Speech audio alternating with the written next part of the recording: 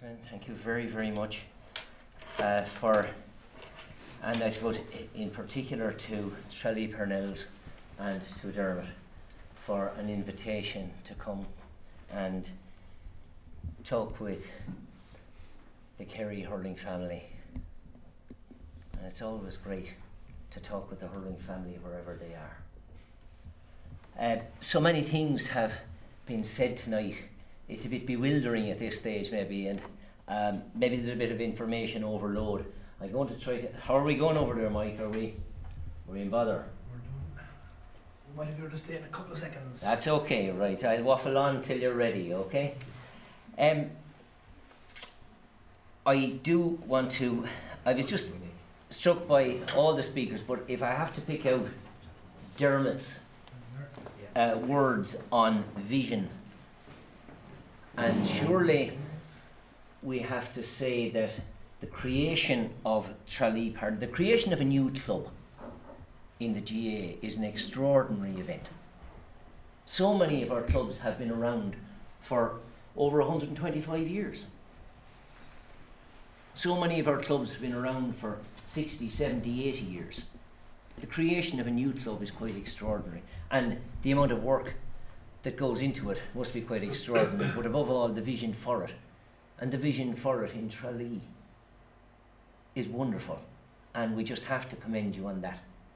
But I'm well aware of the Kerry tradition in hurling, and Kilkenny people have to be very, very grateful for a number of Kerry men who have made a massive difference to Kilkenny hurling in recent times.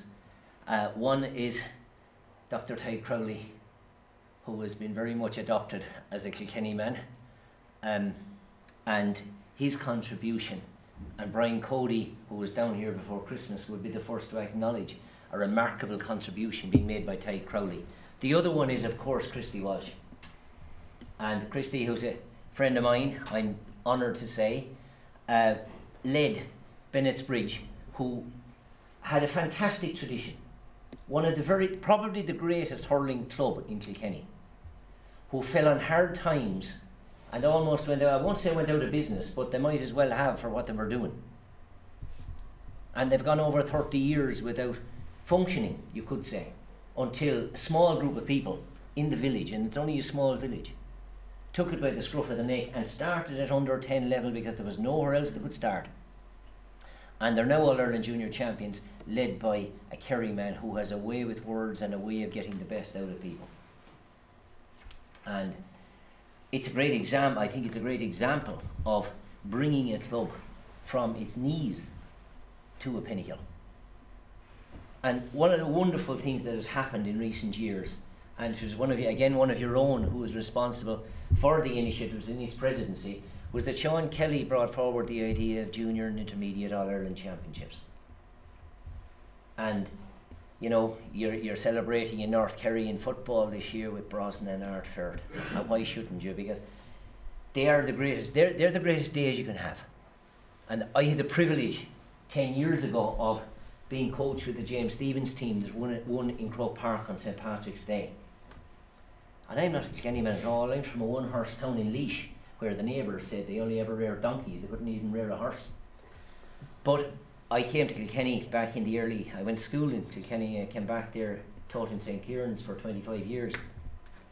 And I started coaching football in St. Kieran's back in 1976. And we were well able to compete with any of them at under 14 level.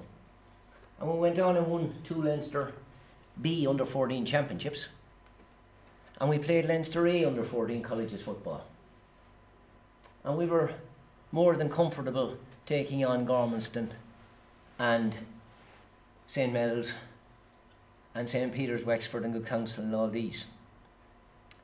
But of course, your conversation earlier on tonight resonated with me because they all went off playing hurling. I love football. I came from a poor junior club who was trying to do their best at both. But they went off hurling. And dare I say it, but the best footballer I ever coached was DJ Kerry. And he was tiny. But no one ever got a belt at him. And he wasn't known as the Dodger for nothing. And he was 2-footed. He was fabulous. But I don't think he ever played football, adult football, with his club. I think it's a great pity. Because there is room for it all. There is room for hurling in football. No doubt about it. And there are lots of units in the GA, lots of counties, who are managing it somehow or other. But it's a desperate problem. Because what we have to realise in the GAA is that there are 64 realities. There's no model. I can't come down here and say, here's a way you can manage your hurling. Nobody from Kerry can come down to Kilkenny and say, here's the way you can manage your football. Or we can't go anywhere else either, because we have our own models and we have to work within them. And none of them are exactly shining models. In football in Kerry, the criticism of the fact that you didn't win an All-Ireland minor championship for 20 years. Now, to an outsider, that sounded like a little bit of biting inside. That wasn't a problem in Tyrone. I went back to Laois in 97, to train the county minor hurling team. They were All-Ireland minor football champions. And we had 8 dual players. Now, the guy who went on, probably Darren Rooney, was the footballer who went on to stay at it the longest of the group of hurlers we had. Diarmuid Mullins, who's the coach for the Limerick senior football team, was the other one, nephew of Brian Mullins. Wonderful, wonderful man. Uncle and nephew. And I remember we started in Abbey Leaks one day with 43 players. And I told Liam O'Neill, was hurling secretary in Laois at the time, I said, I'll do a little report for you on what I find. And I found that 6 of them were equally proficient left and right. And I was trying to put together a county minor team. 6. But we worked away anyway and built up. And the Laois minor footballers went to the All-Ireland final that year. We lost to Offaly by 1 point in the Leinster semi-final. We were stuffed in the last couple of minutes by a goal, and the usual sad story, but anyway. And how did we get on?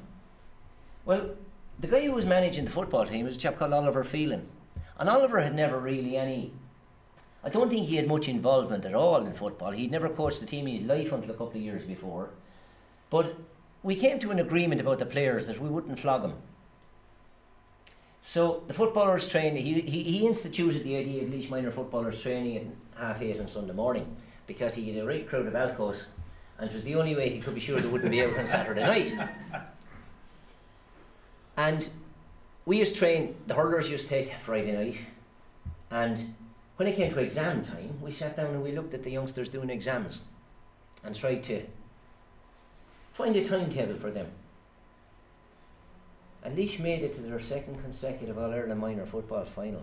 And for a county that had only got to 1 previously, that was some achievement. And our hurlers didn't do badly either. And we went back, I went back working with them, hurling with them the following year, and the same arrangement stayed. They didn't always work perfectly, but we talked and they worked to a great extent. And you have to accept realities. I had to accept the reality that I lost my best defender, who was from Borris-in-Ossory, and most of you know where Borris-in-Ossory is, the heart of hurling area in Laois. I lost him to the footballers because he thought he was a bit of a glory hunter, and he wanted to win an All-Ireland football championship. In fact, he had a bad day in the final, and I won't go in any further on that, but he just didn't do. And I think the reality was that I was lucky that we didn't lose more. But the loyalty that some of the lads, the dual players, showed was because they loved playing the games. And that's why we're all here tonight. And that's why we're all passionate about hurling. Because we just love it. And it is a kind of a disease.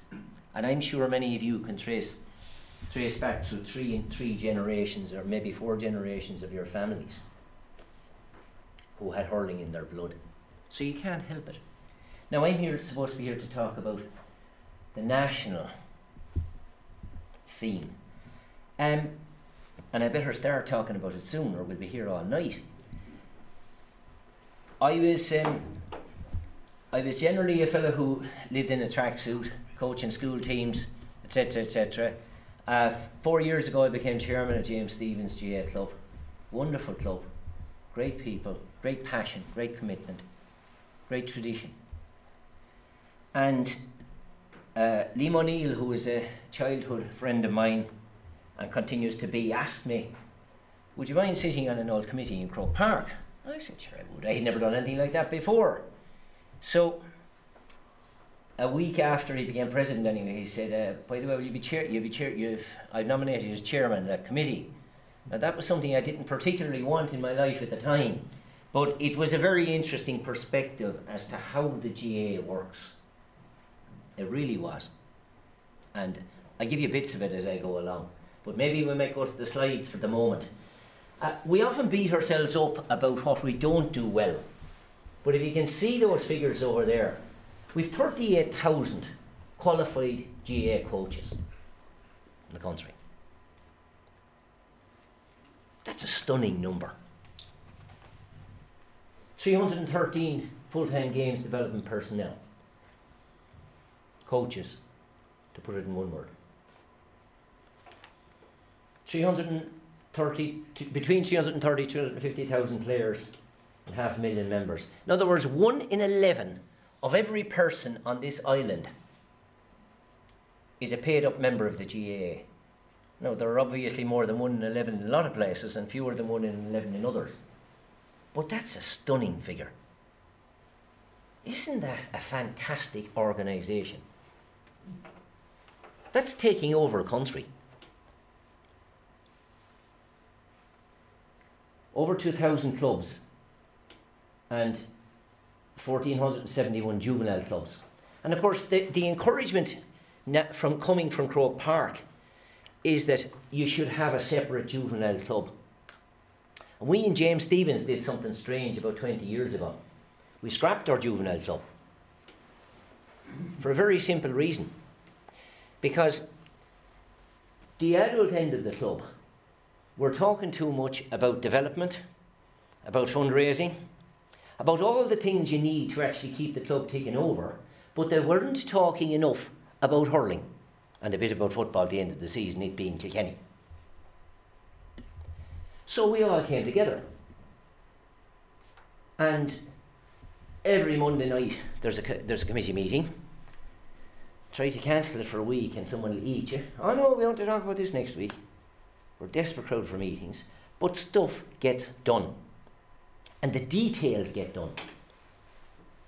And I think it's part of the success of our club. And if you'll pardon me, I'll be mixing good bits and bad bits from what I find nationally and how they apply to clubs. And I know my own club best, if you'll forgive me. But the attention to detail, and I was a blow-in to Kilkenny, the attention to detail in that club is phenomenal. And they've been very lucky to have a couple of club secretaries who are maniacs for detail. I wrote a history of the club a couple of years ago. I discovered 3 handwritten pages of minutes for every goddamn meeting since 1967. It took me a year nearly to read through the minutes of the meetings, never mind do anything else. But a mania for detail is an essential if you're to run a club well. And I'll come back to that later on. And there are plenty of us who have the mania for detail. And dare I say it, now I hope I don't sound too sexist, but one of the lads earlier referred to, I think it was Mike, referred to the input of the ladies in our GA clubs. We don't have half enough of them. Because in my experience, the very, very best club secretaries are female. Because they have an attention to detail that oftentimes us lads don't have. And they tend to get things done. Okay. I don't know what's coming next now. I'm a long way away from my computer. Okay, just go on, run that on a little bit. Now, that's your typical picture of the youngsters at the cool camps. We have about 17,000 registered at the age of 17, at the age of 12. By the time they get to 18, that's where our numbers fall. Okay, roll on to the next one. Okay, keep going. Now, just nationally, here's our graph, and it's not a pretty one. On the other hand, we needn't be too ashamed of it. You start with that mark, that high point up there is at 12, 13 years of age, where there are about 18,000 youngsters. And you see the fall off, but there's a nasty little fall off. If I go over here, there's a nasty little fall off here between 15 and 17. Between here, 15 and 18. It's where, in hurling and football, in the most committed counties, and you'll find it in football in Kerry, we find it in hurling in Kilkenny. That's where we lose them. What is it? It's the girls. It's the drink. It's the, maybe I'm not great at it, but there's something else we do in the GA. We pick the best and we discard the rest. The best hurler in the Munster Hurling Club Championship last year, year before, sorry, was a Kilkenny man. Peter Dowling, centre field with Middleton. Peter Dowling failed to make his under-14 team in O'Loughlin's, Kilkenny.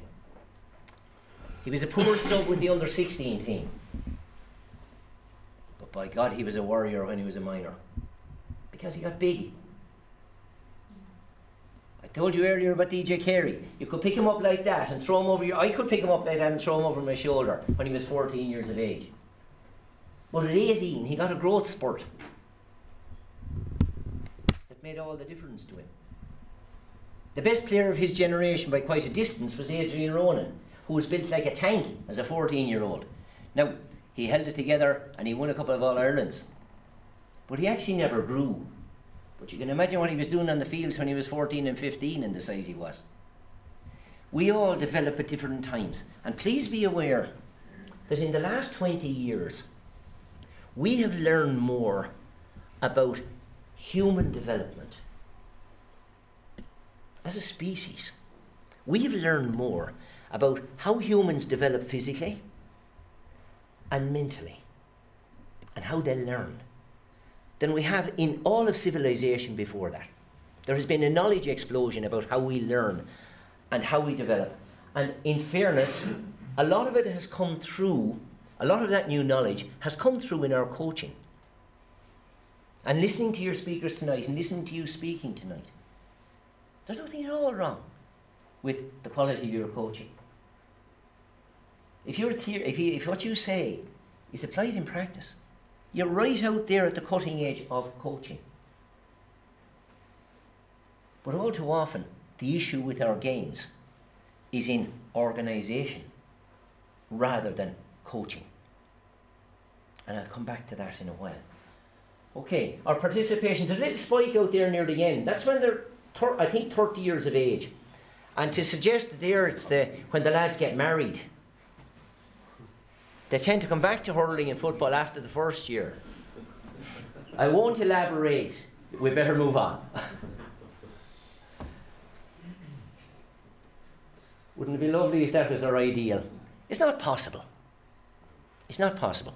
But we should be addressing, as an organisation, and there are a number of motions going into Cavan, into Congress this weekend, and I'm on a committee, the Minor Review Committee, and I would have to say we took a huge amount of information from Kerry. And your minor review, it was Eamon O'Sullivan was the man who brought much of the information to us. Your minor review informed hugely the proposals that have gone to Congress. I suspect most of them will be beaten out the gate because they're progressive proposals. We are saying an under 17 should not play adult. Surely to God we have enough people over 17 years of age in our parishes who can play in our teams. And I know somebody earlier spoke about tight numbers, but what do? We pick the 17, we drop the 20-year-old, we pick the 17-year-old. because he's faster, because the 20-year-old hasn't succeeded in the previous year's championship. So we'll give the chance to the 17-year-old. What does the 20-year-old do? He goes to the pub, and he's never seen again. My own club, James Stevens, would be seen to be one of the biggest clubs in Kilkenny. I keep telling our members, we are not a big club. We have to depend on minor players and under 17s, and sometimes, God help us, illegally, and under 16 to make up our third hurling team. In a population of 7,000 in Kilkenny. And all the other clubs around are the same. Because what do? We pick the best, we discard the rest. Because there's a massive focus at underage on the manic competitiveness. And I'll come on to that in a while. Okay, next slide. The Cool Camps have been one of the great successes of Gaelic games. Last year, 81,275 participants. And it has increased quite dramatically in the last couple of years. And we expect we're going to be able to increase it a little bit. In the next 2 years, there'll be a further increase. And I don't want to make comparisons with other sports, but it is absolutely no contest, despite what there might be local evidence somewhere or other. But nationally, there is no contest in terms of the quality and everything, absolutely everything you name about Cool Camps. And we can't have enough of those because we have the quality coaches. It's a matter of organise, organise, organise. Next. Okay, just fill up that. Now, I'm just throwing in two things here. One of the issues we have in a lot of teams, and I reverted to it earlier, the bit about clubs and new clubs. And we mentioned Naas earlier on, it's a town that's exploded. Naas should probably have 3 clubs.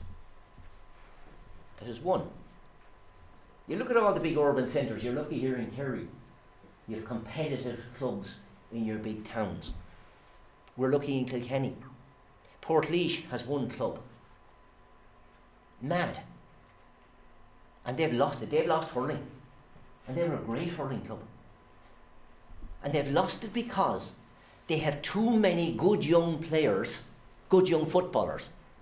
And the club started to believe that, by God, we can win another All-Ireland club championship because we have all these guys coming through. And yet Portlaoise, with a population of 15 or 16,000, is almost exclusively a football club now, town now. Yeah, and with a fantastic tradition.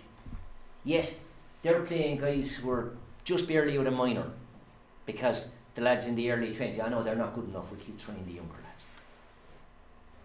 And I don't think they're going places, I hate to say. And they're a club I massively admire. One of the things we've been looking at is the idea of a youth games centre. A place where, in an area of a relatively large population, where there's a coach put in by GAA, and this is done through social media. The players can come from anywhere to participate. Say during the Leaving Cert, when there are no under 16 or minor games. What about the 17 or 18-year-old who has no game to play? What does he do? Here's a potential where young men and young women at that particular time could come together and play, and there'd be games organised for them, be coaching organised for them, and so on.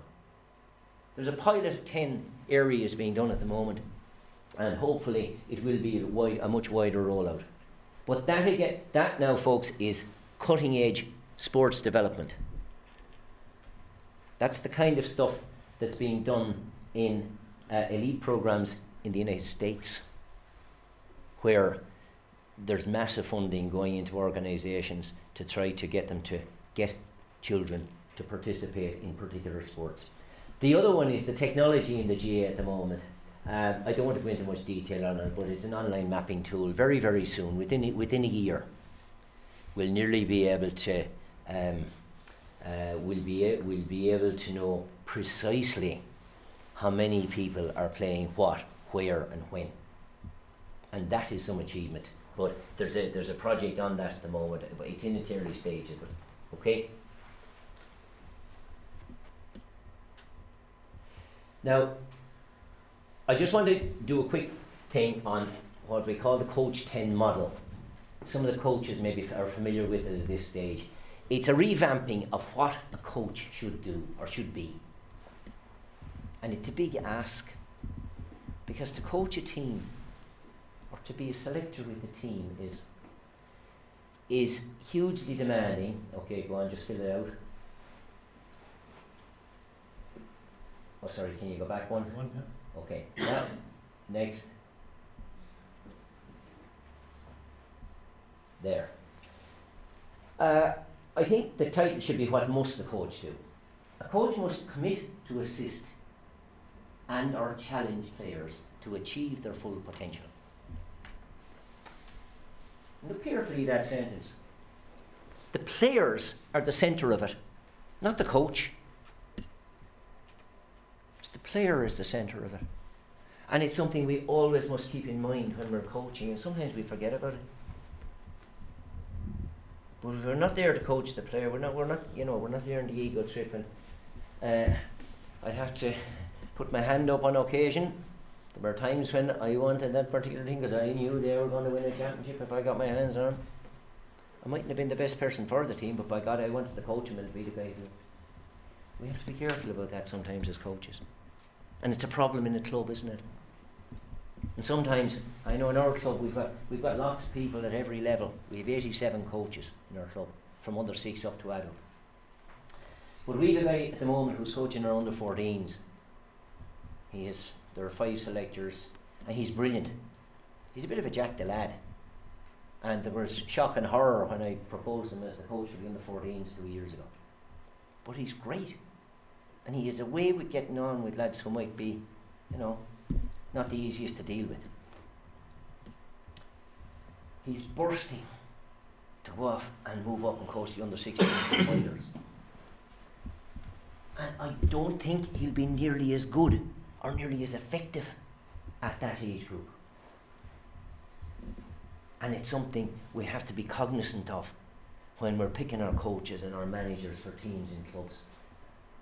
Because no club can afford to have a run of 2 or 3 or 4 years where poor coaching is done or where poor player management is done, because suddenly then you get a big gap,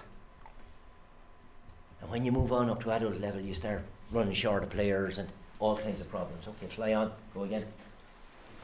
Would you just kick through the next? Yeah.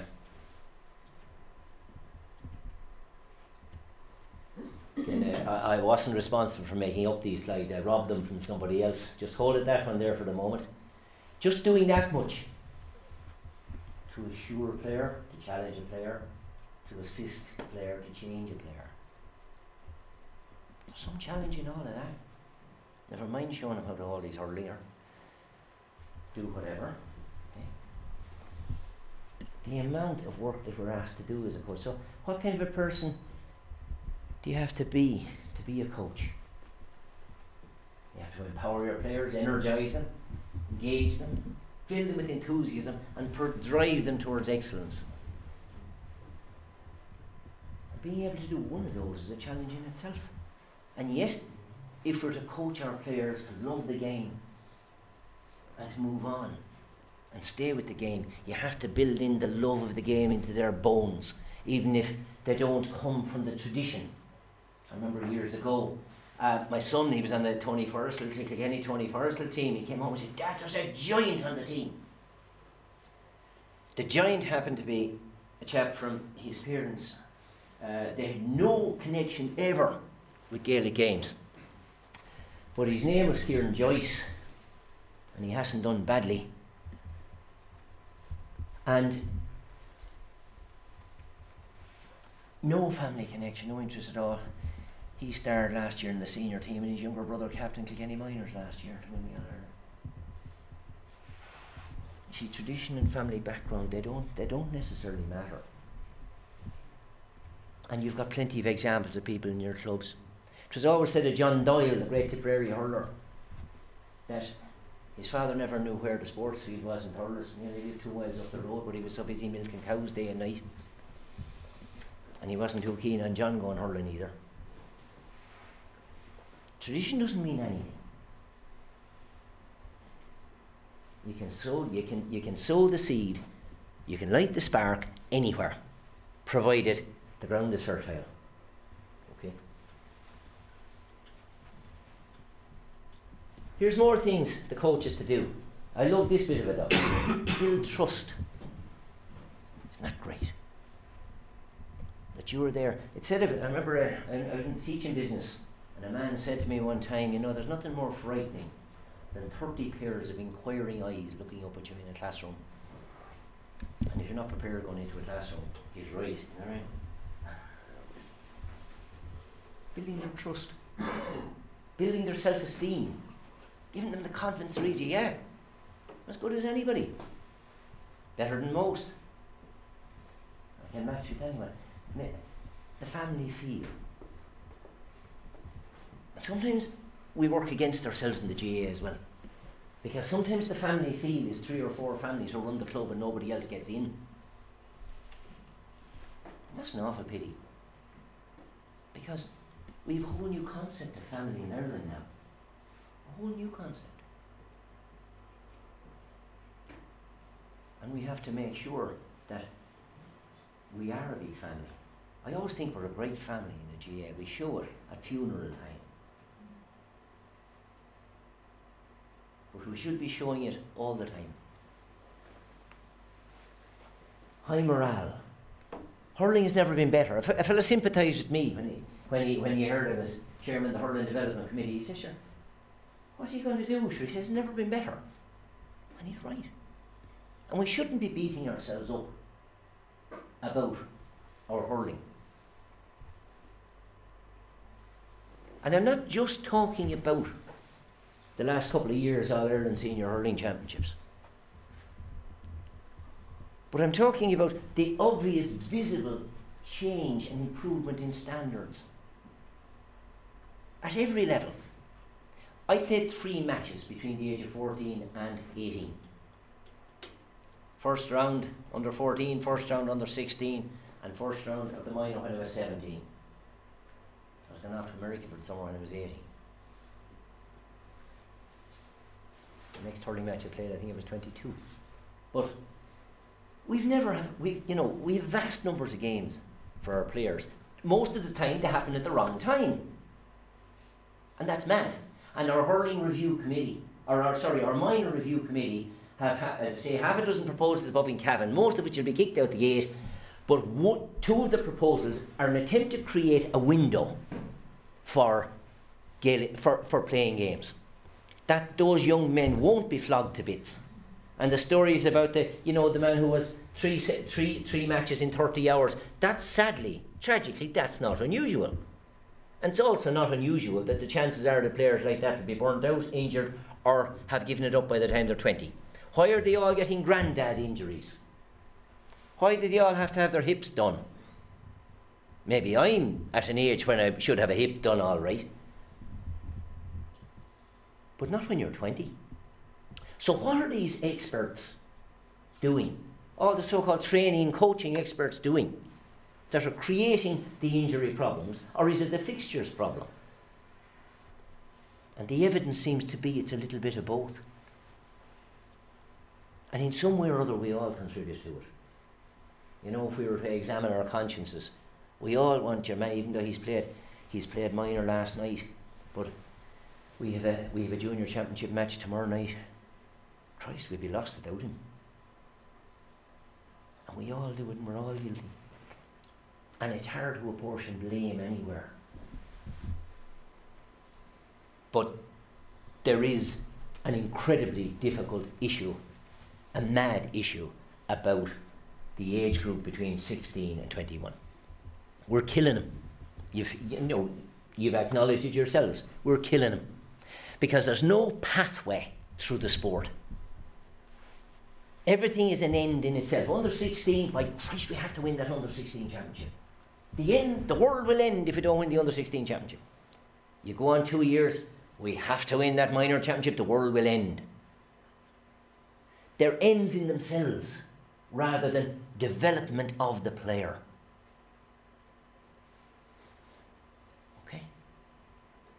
And we have to think about that. Now, the people in games development in Croke Park think that way. I only looked in at them in the last 3 years and see what they do. But that's the way they think. That's the way it should be. It should be development through the teenage years. Learn to compete. Learn to compete. That's what it should be through the teenage years. But of course, none of us, clubs, schools, whoever, will believe it in theory, and in practice we'll go out and do the other. Because sometimes we have to go out and do the other. But we have a difficult culture to compete within hurling and football, as well as 64 different realities too in each county. Okay.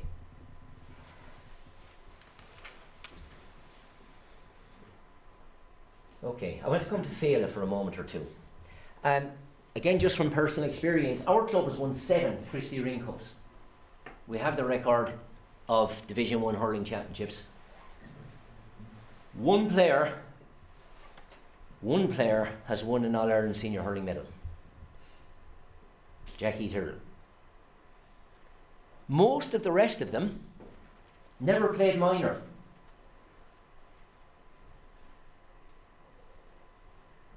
And some of the guys that didn't get picked to go off to the Christy Ring became very, very accomplished hurlers because they were outside the top 20 at under 14.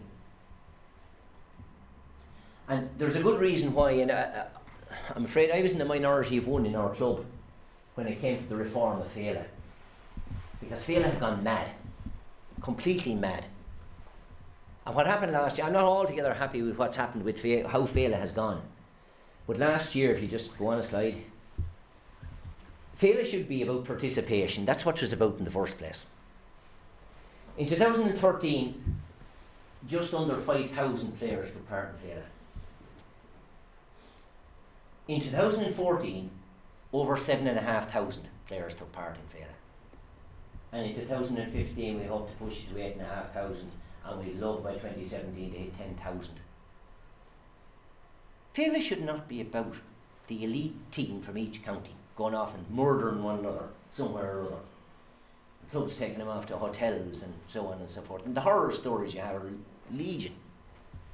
Féile should be a celebration of hurling at under 14. I think the next slide is very important for yourselves. I think here's it. Back one. Here's a target.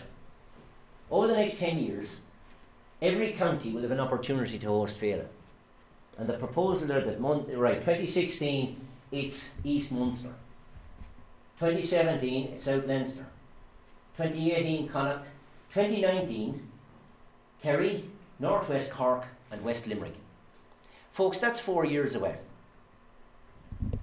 And hopefully you should be saying, and somebody mentioned strategic planning, your 10-year-olds should be ready in 4 years' time to have an absolute fantastic year. Not just Féile itself, in terms of hosting clubs and so on and so on, building connections and winning matches and playing against teams you never played against before or maybe even couldn't pronounce.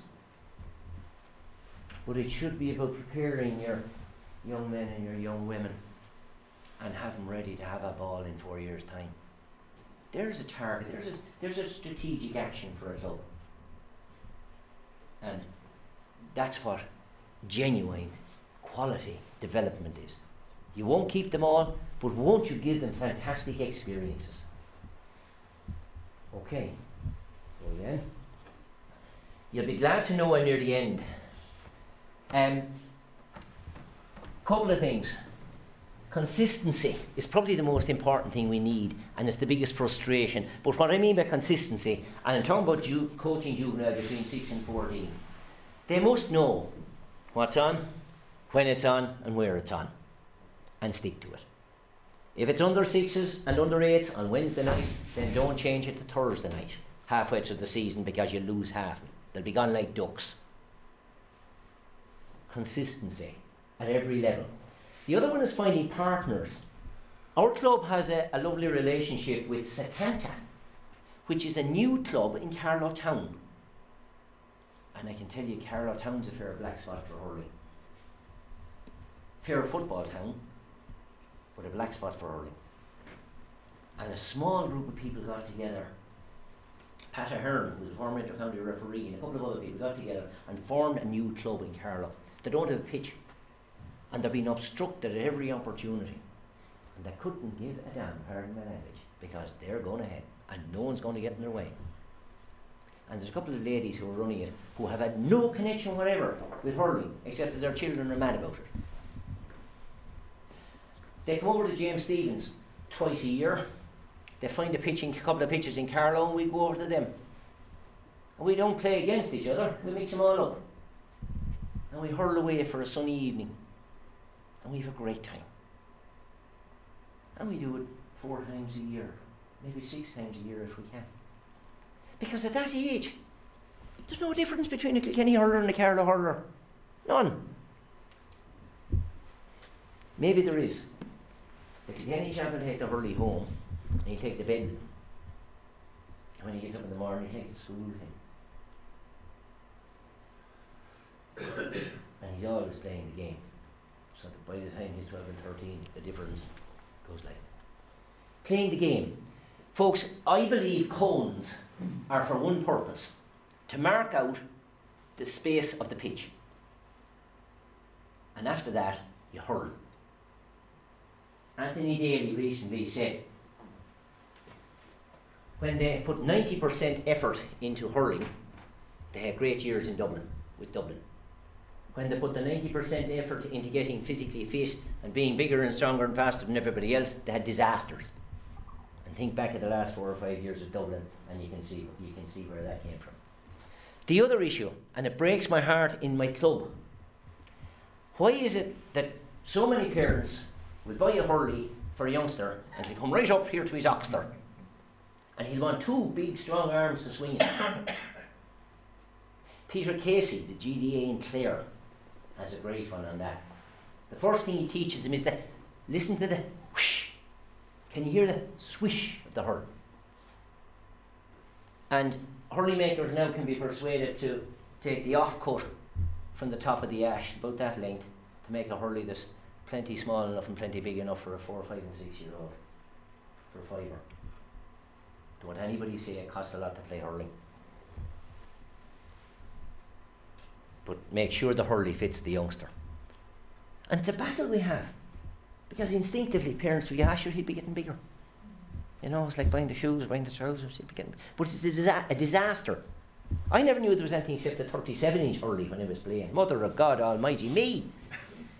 Considering that most lads nowadays play with 34, and most of them are 6'3" or 4. Anyway, that's what I blame. The other thing is with hurling, it's every occasion. The youngster has to have the hurley with him all the time. I taught in St. Kieran's for years. Back in the mid-80s, we had a disaster. I'll finish in a moment, okay? Back in the mid-80s, we had a disaster. Hurling went to pot in school. Well, there were several reasons for it, which I won't go into, but it really went to pot. And we could win nothing. Not only could we win nothing, but there was a lack of interest, and there was a lack of willingness by the management to give a couple of young teachers their heads. See, these problems happen everywhere. And there was a staff meeting one day, and it was the usual staff meeting in a school where there's always kind of arguing about discipline and we should be harder on them and all this. That's what happens in staff meetings in schools. We should be tougher on them, and you know, we'd better change the rules, and they're smoking down here. Oh God, we have to do something about that. All too often we don't talk about education, which is unfortunate. But there was a complaint made by a lady on the staff who was pretty much anti-everything. She said, I noticed coming into school that there are marks on the wall. There's a beautiful old stone building, magnificent cut limestone building. There are marks on the wall of a ball. And then the argument over, they were late coming into class because they were pucking the ball around and so on and so forth. And there was this kind of a very anti-hurling discussion took place. And the deputy principal at the time was a Mayo man, an Irish poet, a wonderful man called Pather Barraid.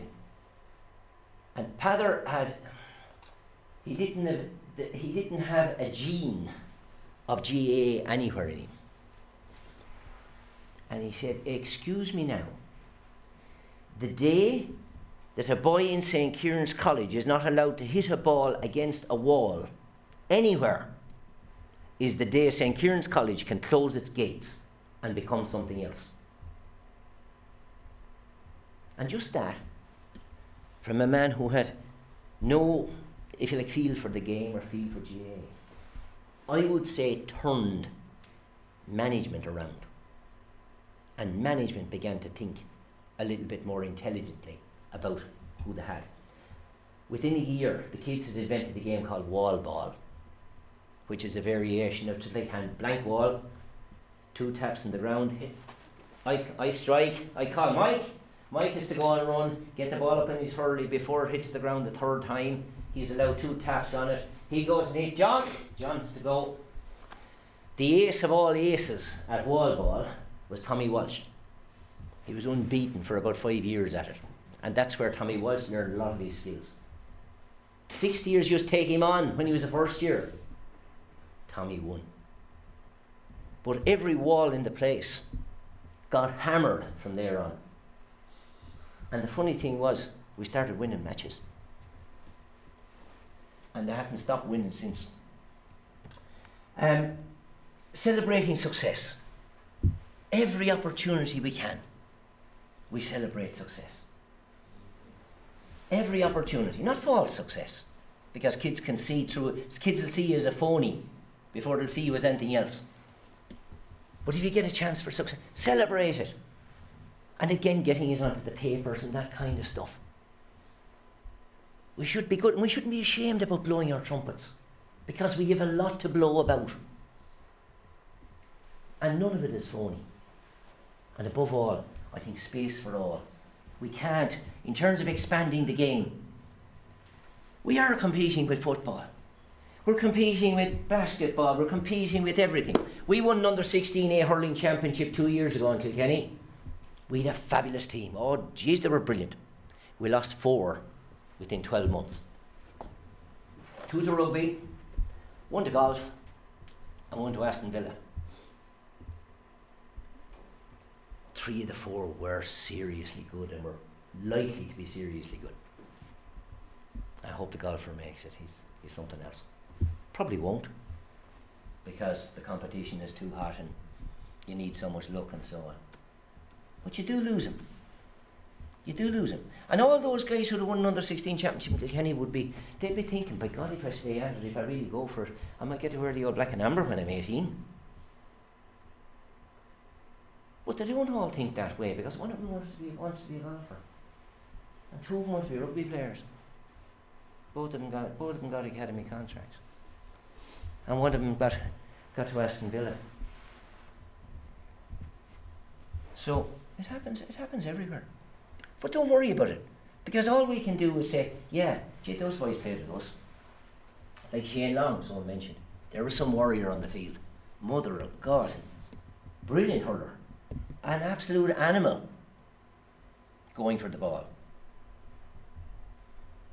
But isn't it great that Burton Hoodland Gould can say he's one of ours? You mightn't like it, but don't knock it. Because if you can get him out hurling, if you can get him playing, that's fine. That's fine. You have a chance then. It's the ones you can't get out playing. They're the ones you don't have the chance with. Look, I've rattled on far too long altogether. I think that's the last slide, I think, is it? Yeah, okay. Okay, look, as I say, sorry, I rattled on perhaps a little bit too long and it's getting late in the night. Thank you very much indeed.